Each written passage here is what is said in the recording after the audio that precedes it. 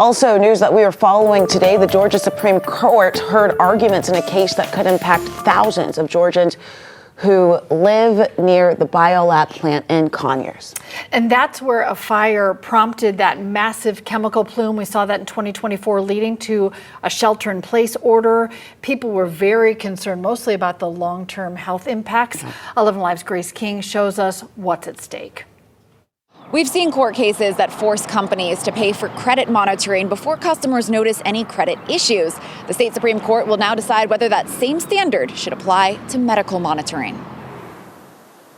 At the state's highest court, a debate with big implications. Is there some cause of action to where you can get relief without a present physical injury? Justices are deciding whether state law allows a federal court judge to make BioLab pay for medical monitoring for people exposed to potentially harmful chemicals before they show signs of illness. That claim is simply unprecedented under Georgia law. Attorneys for BioLab told the court they believe this is more of a legislative issue than a legal one. They're essentially asking for a remedy that would allow a trial judge to become a public health monitor.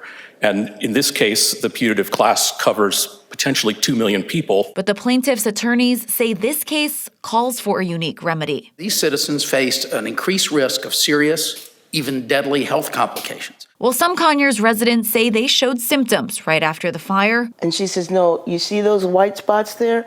I can't exactly say they're burns, but they look like burns. Others worry more about the future. How's it going to impact us? How's it going to impact our kids? They hope this legal case will give them the answers they're seeking. The mental fear and living, knowing you were exposed to that, that's what we're fighting for. We're just trying to make sure that people are protected currently and in the future. The plaintiff's attorneys say their federal case is still moving forward as they wait for this ruling here. They say they hope to have more clarity this summer. In downtown Atlanta, Grace King, 11 Alive News. Grace, thanks a lot.